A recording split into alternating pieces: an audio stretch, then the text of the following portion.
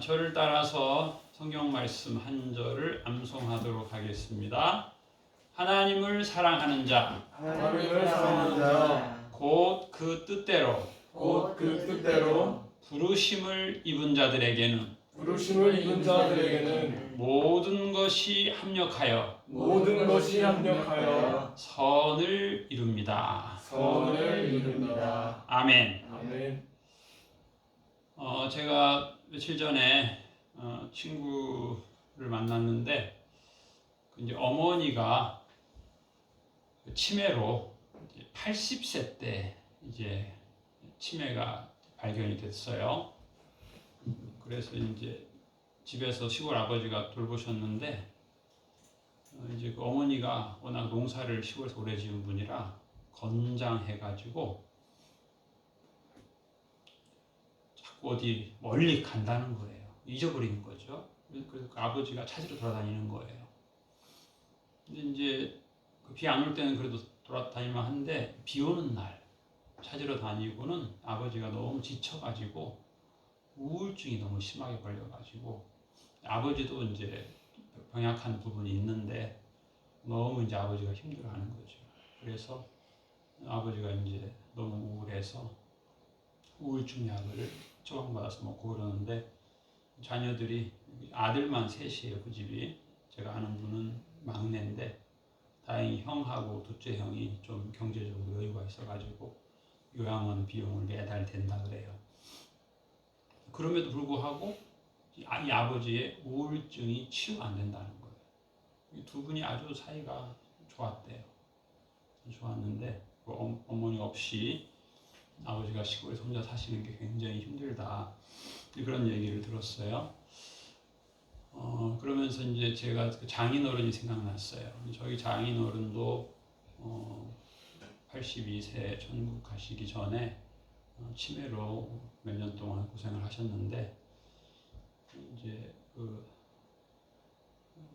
82세 때는 기력이 없어가지고 어머니가 부축을 많이 했어야 됐거든요.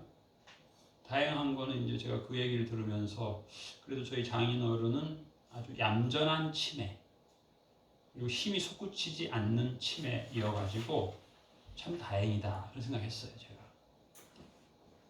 만약에 저희 장인어른이 기골이 장대하고 힘이 많아가지고 막 비 오는 날 멀리 나가버리면 어머니가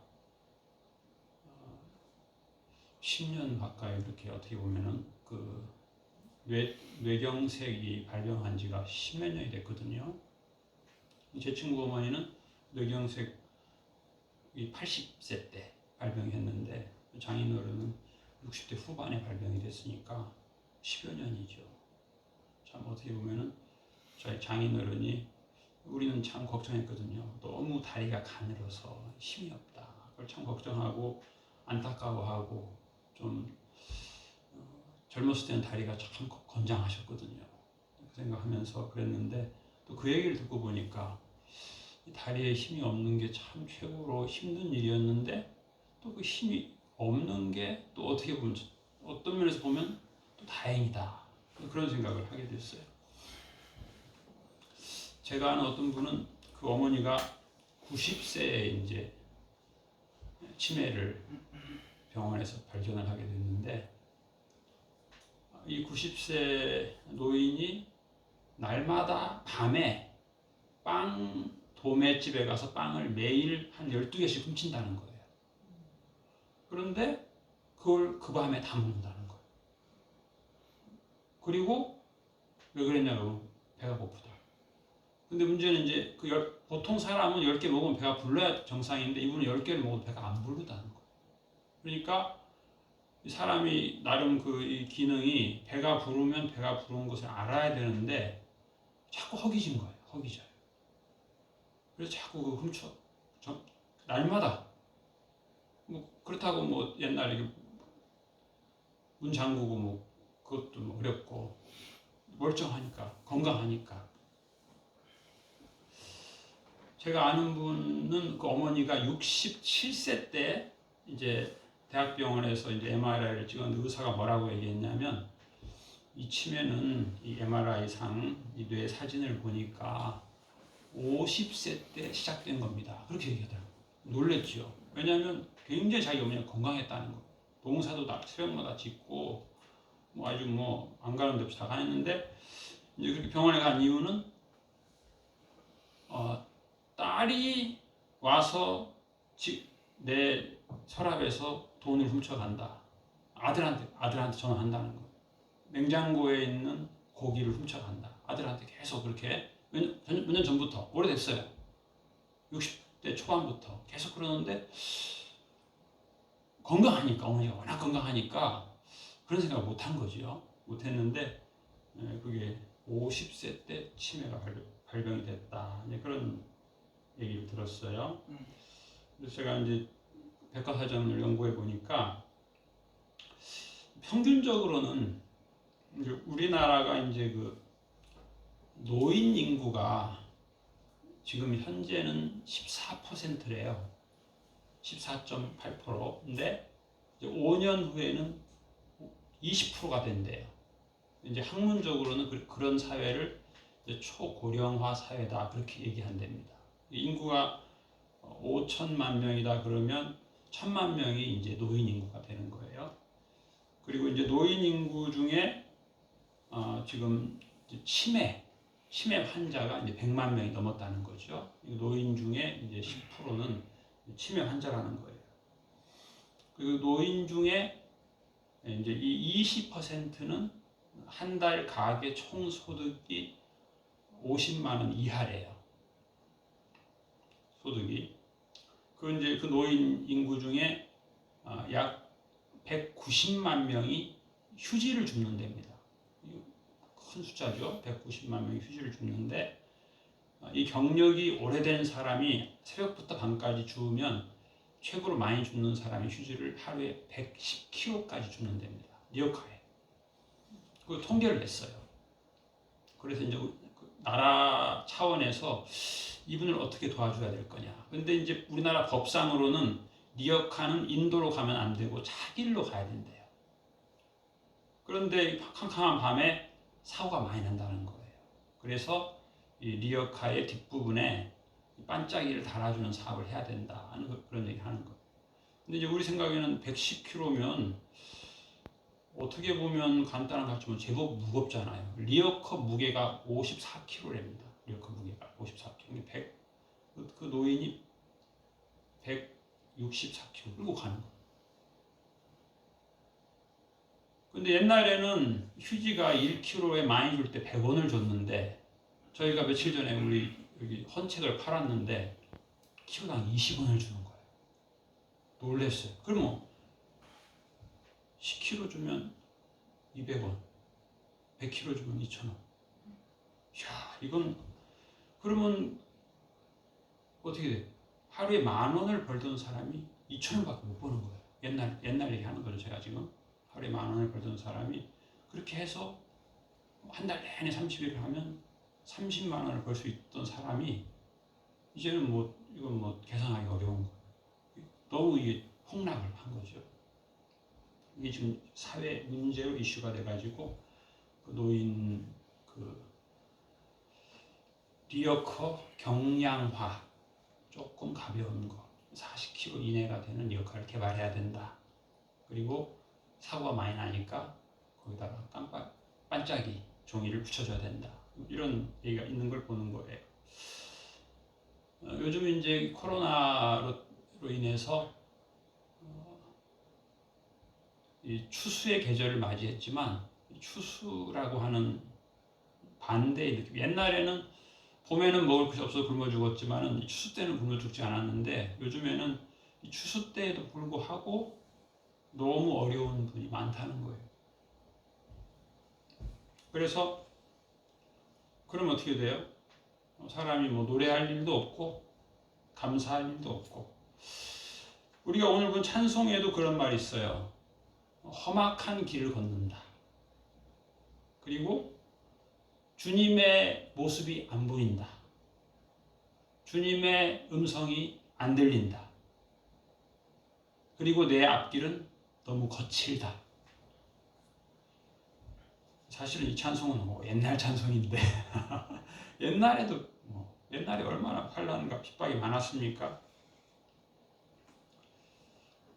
결국 오늘 신명기 8장 말씀에도 어떻게 보면 요즘 세상하고 비슷한 것 같아요. 광야길, 인생길이 광야길이라는 거, 험한다는 거. 근데 문제는 뭐냐면 왜 하나님이 광야길을 걷게 했다는 거예요. 광야길을 차 타고 가게 하면 좋은데 걷게 하셨어요. 걷게. 그리고 하나님 말씀하시는 거예요. 광야의 길을 걸어오게 한 것을 기억을 하라는 거예요. 그러면서 너의 마음이 어떠했는지를 살펴보라는 거예요. 아니, 험한 길 걸으면 기분 나쁘죠. 마음에는 불평이 자꾸 일어나고 부정적 감정들이 막 일어나고 왜 하나님이 나를 안 도와주냐고, 왜 내 인생 좀 편하게 안 해주냐고. 그런데 이제 그 역사를 보면 뭐 우리나라 역사도 그렇고 외국의 역사도 그렇고 또 이 이스라엘 백성의 역사도 그렇고 역사라고 하는 게 이렇게 경기처럼 이렇게 변하거든요. 배부르게 먹을 때가 있어요.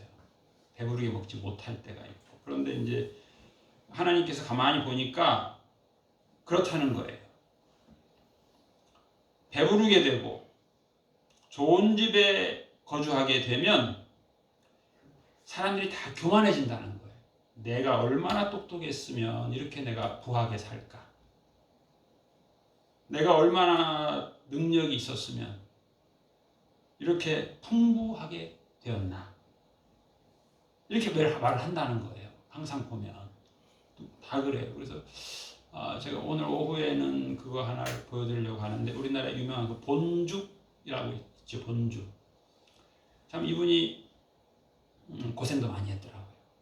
그 남편이 이제 그 서울에서 그 화장품 수입해서 팔 때 돈을 엄청 벌었대요. 그 옛날에 IMF 전에 그 당시에는 뭐 핸드폰도 귀했는데 자동차에 뭐 카폰도 있고 뭐 외제차도 타고 부부가 그렇게 잘 살았대요. 근데 이제 IMF 때 망한 정도가 아니라 이제 신용불량자의 빚쟁이가 된 거죠. 그래가지고 남편이 호떡 장사를 했대요. 그랬는데 남편이 새벽에 나가면 아침에 나가면 나는 안 나간다 부끄럽다. 자기가 그랬다는 거예요. 남편이 외제차 탈 때는 이렇게 자기가 그랬다는 거예요. 나 부자야. 근데 남편이 가난하게 되니까 남편이 수치스럽더래. 그래서 호떡 장사 구우러 안 나갔다 자기는. 내가 어떤 사람인데 내가 호떡 구워. 그런데 이제 본인이 이제 나중에는 또 반성을 하고 같이 이제 호떡을 굽다가 이제 그 본죽을 했는데 이제 그게 이제 유명하잖아요.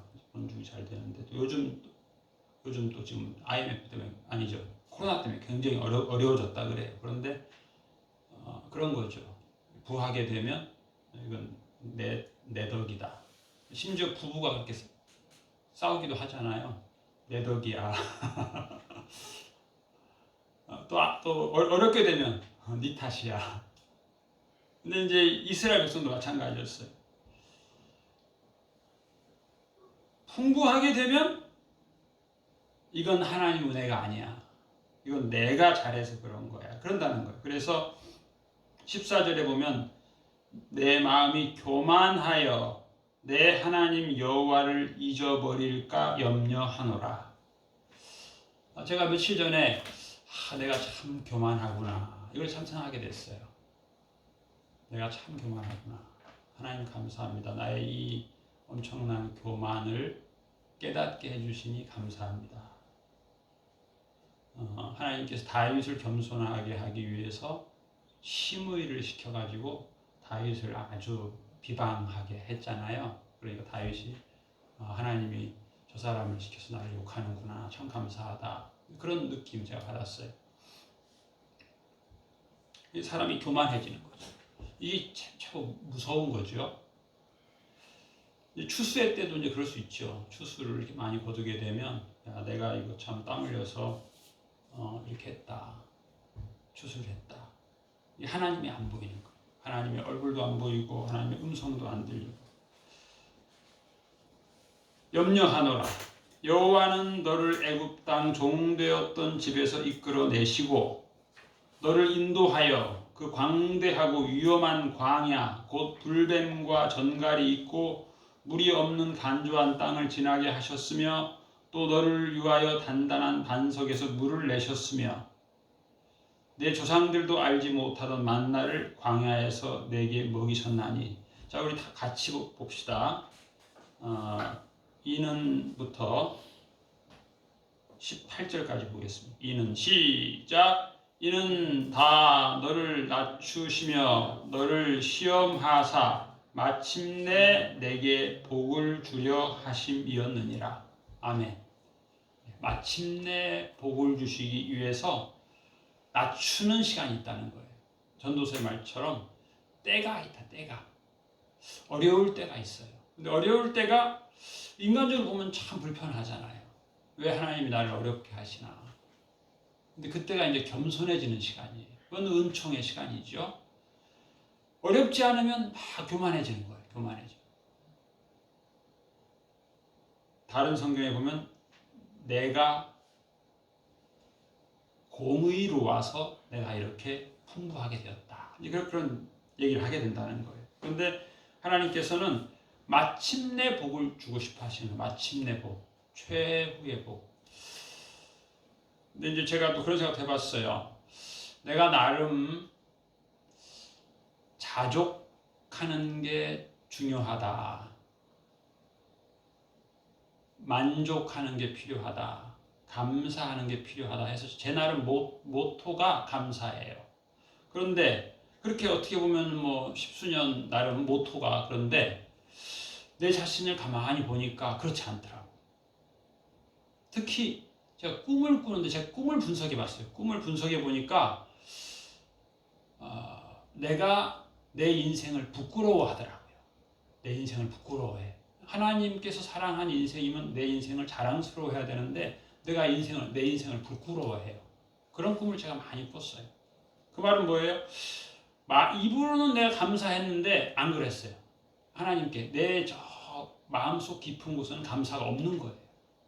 내 인생을 하나님께서 합력하여 선을 이루신다는 생각을 머리로는 하는데 하나님이 이 시점에서는 좀 나를 편하게 해주셔야 되는데 그런 생각이 있는 거예요. 내 인생을 내가 부끄러워하는 거예요. 내 인생을 너무 부끄러워한다는 게 뭐예요? 그것은 내 마음속은 감사가 안 하는 거예요. 입술로는 감사하고 지식으로는 감사하는데 내 마음속 저 깊은 곳에는 불만이 가득 차 있는 거더라고요. 불만이. 그게 이제 누구예요? 내 인생에 대한 불만은 하나님에 대한 불만이에요. 하나님께 감사 안 한 거죠. 내 잠재 의식에서는 감사하는데 내 잠재 의식은 내 인생이 너무 부끄러워. 내 인생이 좀 수치스러워. 이런 느낌을 제가 많이 받았어요.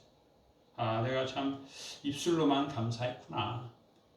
마음속에는 불평, 불만, 수치스러워하고 부끄러워하고 이런 내 인생이었구나. 이런 생각을 많이 했어요. 그런데 오늘 말씀 보니까 하나님이 낮추실 때 우리가 부끄러워하는 거죠. 내 인생 부끄럽다. 내 인생 수치스럽다. 그런데 하나님은 또 그 다음 단계가 있어요. 마침내 복을 주려고 겸손하게 하는 시간인데 교만하게 하면은 그때는 좋아. 근데 겸손하게 하면 기분 나빠. 이게 이제 제 그 잠재 의식이 그랬더라고. 그래서 오늘 말씀에도 그런 말씀이 있죠. 내 하나님 여호와를 기억하라. 우리가 너무 또 이 땅에만 또 집중돼 있으면 그럴 수 있어요. 부끄럽고 수치스럽고 원망스럽고 그런 용어가 있더라고요. 조망 효과. 이 조망 효과라고 하는 이 용어는 이제 우주 비행사가 저 다른 행성에 가서 지구를 바라보면 이게 하나의 점처럼 보인다는 거예요. 이 지구가 상당한 건 줄 알았는데 그때 이제 이 우주 비행사가 나름 이 패러다임 시프트, 가치관의 변화가 생긴다는 거예요. 대한민국이 세계 몇 위의 수출국이네 독도가 한국 땅이네 일본 땅이네 하면서 이 엄청난 독도의 지하 자원이 엄청나다고 하고 그러는데 그 우주선에서 그 다른 행성에서 보면 이 점 하나인데 거기에서 그게 엄청난 누가 부자네 누가 더 부자네 이게 참 그래서 우주 비행사들이 나름 도통하는 거죠. 도통. 근데 우리 이제 신앙도 어떻게 보면 그런 의미가 있죠. 우리가 하나님의 시각을 보는 거죠.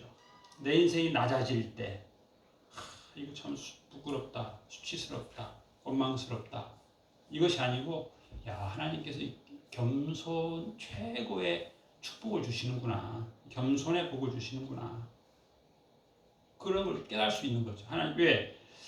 너가 마침내가 중요하잖아요. 마침내. 내가 미스 때 젊었을 때 내가 미스 코리아였고 그게 이제 인생의 보탬이 되기도 하지만 마이너스도 되잖아요.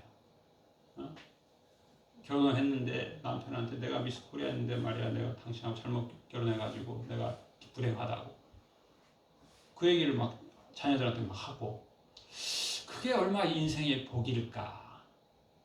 안 그랬으면 좀 겸손하게 주변 사람을 행복하게 해줄 수도 있는데 그 젊었을 때 그 성공 미스 코리아 진했기 때문에 더 이상 가족들하고 살 수가 없는 거예요. 너무 아들이 못생겼어 이렇게 딸이 이렇게 못생겼어 엄마는 잘생겼는데 그러니까 낮춤을 받는 게 얼마나 복이에요. 어떤 분은 감사한다는 거예요. 자식도 나보다 낫고 배우자도 나보다 낫고 근데 어떤 분은 자식도 나만 못하고 배우자도 나만 못하고 자기의 잘남으로 인해서 그 사람들 자꾸 힘들게 하고 나처럼 똑똑해라 나처럼 부지런해라 나처럼 건강해야 된다 자꾸 자기 기준에 한 사람을 자꾸 힘들게 하는 거예요. 그 사람도 힘든데 사실은. 그래서 우리가 겸손이 얼마나 축복인가 이만큼의 복을 누리는 것. 내가 더 성공했다면 나는 얼마나 더 교만해지고 얼마나 더 시험에 빠졌겠는가. 하나님께서 마침내 내게 복을 주시려고. 이게 무슨 말이에요? 이건 최종 승리죠. 전쟁이라고 하는 것이 초반에 승리하고 마지막 판에 망하면 그건 망한 거잖아요. 인생도 그렇잖아요. 초반전 중반전에 우쭐하다가 후반전에 교만해가지고 그 교만을 이제 어찌 할 수가 없어요. 그럼 안 되잖아요. 그렇죠? 하나님께서 저를 낮추시는 거. 심지어 오늘 성경 말씀에는 여호와께서 너를 징계하시는 줄 마음에 생각하고 여호와의 명령을 지켜 그의 길을 따라가며 그를 경외할지니라. 여호와께서 내게 옥토를 내게 주셨으므로 말미암아 그를 찬송하리라. 이 한 주간 하나님께서 내게 가정이나 일터나 적절한 어려움이 있는 것이 옥토를 주셨음을 인해서 하나님을 찬송하리라. 찬송의 기쁨이 있는 복된 한 주간 되시기를 축복합니다. 아멘. 기도하겠습니다. 하나님 아버지 감사합니다. 우리가 그동안 입술로는 감사했지만 우리의 생각으로는 감사했지만 마음속에는 원망과 불평이 많이 있었습니다. 주님, 세상으로 가득 차고 사람으로 가득 찬 우리의 마음들을 정결케 하여 주시옵시고 예수님으로 가득 차게 하여 주시옵시고 예수님께서 우리에게 근심하지 말라고 말씀하셨고 두려워하지 말라고 말씀하셨고 기뻐하라고 말씀하셨사오니 우리가 이 한 주간 살아갈 때 불편한 것도 있고 원망스러운 상황이 있더라도 나를 겸손케 하시는 하나님의 은혜의 섭리임을 알게 하여 주시옵시고 마침내 복을 주시고 찬송하게 하시는 것임을 알게 하여 주시옵시고 감사하며 기뻐하며 찬송하며 승리하게 하여 주시옵소서. 감사드리며 예수님 이름으로 기도하옵나이다. 아멘.